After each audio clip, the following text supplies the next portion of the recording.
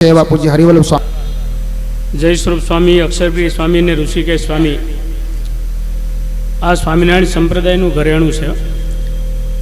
સ્વામિનારાયણ સંપ્રદાયમાં આપણે વડતાલ ગાદીમાં જુનાગઢ પ્રદેશના ગુણાતીતાન સ્વામીની પરંપરાના અમે 500-550ની ઉપરાંત સંતો છીએ અને આ ત્રણે બેઠાને એ ગુણાતીતાન સ્વામીની પરંપરાના સંતો છે. આ જુનાગઢ પ્રદેશના સંતો છે ને વડતાલમાં છે, અમદાવાદમાં છે, મૂળીમાં છે, ગરડામાં છે. કારણ કે ગુણાતીતાન સ્વામીએ જે પાયું છે ને સંતનો મહિમા અને હરિભક્તો પણ સાધુ ગામડા ફરવા જાય ત્યારે એને દંડવત કરે, પ્રણામ કરે. આ એક ગુણાતીતાન સ્વામીના જે રેલો છે એ આજે આપણને જોવા મળે છે. બીજું જાજુ નહીં કહેતા, તમારા ખેડૂતના છોકરાઓ એ તમે સાધુઓને સોંપો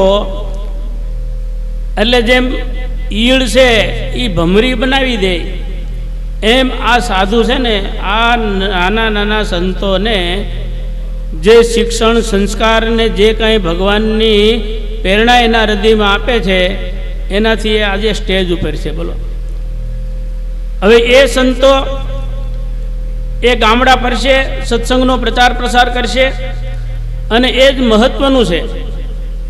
આગળના સંતોએ જે વાત કરી છે એને હું દોહરાવીશ નહીં, પણ લક્ષ્ય આપણું એક હોવું જોઈએ કે આપણા જે ધર્મ, આપણા ઈષ્ટદેવ, આપણા જે મૂળ મંદિરો, મૂળ સ્થાનો, મૂળ શાસ્ત્રો, મૂળ સંતો, મૂળ હરિભક્તો એને ટકાવી રાખો. એની આગળ એની અંદર હેત પ્રેમ કેમ વધે એ લક્ષ્ય રાખો. કે ગામડાઓમાં સંતો જાય, એ સંતોના માધ્યમથી હરિભક્તોને મૂળ મંદિરોની અંદર ભાવ પ્રેમ ને લાગણી વધે. આ ખાસ લક્ષ્ય છે આપણું. આજે અહીંયા જો આપણે સંતો જુનાગઢ પ્રદેશના છે એ બધાએ આપણું બધું ધ્યાન રાખે છે, જોવે છે કે આ મારી પાછળની પેઢી ગુણાતીતાન સ્વામી પછીના આપણે છીએ ને આપણે એના વારસદાર છીએ. આપણે કઈ રીતે સુમેળ થાય. ભગવાન તમારું દરેકનું દરેક પ્રકારે મંગળ કરે. એના મા બાપને ખૂબ ખૂબ અભિનંદન, ધન્યવાદ. ત્રણેય સંતોના ગુરુઓને પણ અભિનંદન, ધન્યવાદ. આ સાધુઓને એક અભિનંદન, ધન્યવાદ આપવા માટે કે આવા સાધુઓને સંપ્રદાયની જરૂર છે. એક એક સાધુ છે ને એક એક યુનિવર્સિટી છે અને એ ગામડામાં ફરે છે, મંદિરો બાંધે છે. એ જ મહત્વનું છે. ભગવાન સ્વામિનારાયણ આ ત્રણેય સંતોનું દરેક પ્રકારે મંગળ કરે અને ખૂબ આગળ વધે એવી ભગવાનના ચરણોમાં પ્રાર્થના કરી મારી વાણીને વિરામ આપું છું. જય સ્વામિનારાયણ.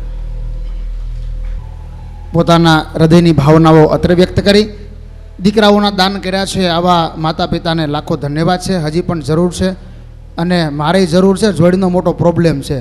ભાઈ તમે કહો સાધુ એકલા જાય પણ કોઈક દેહ તો થાય ને. હવે અમારે તો નથી, તમે દેહો તો એ થાય, તમે એકે આવો એમ નથી. તમારા ઉપર બહુ મોટી સત્સંગની જવાબદારી છે. તમે ધન આપીને સેવા કરો છો એ બરાબર છે.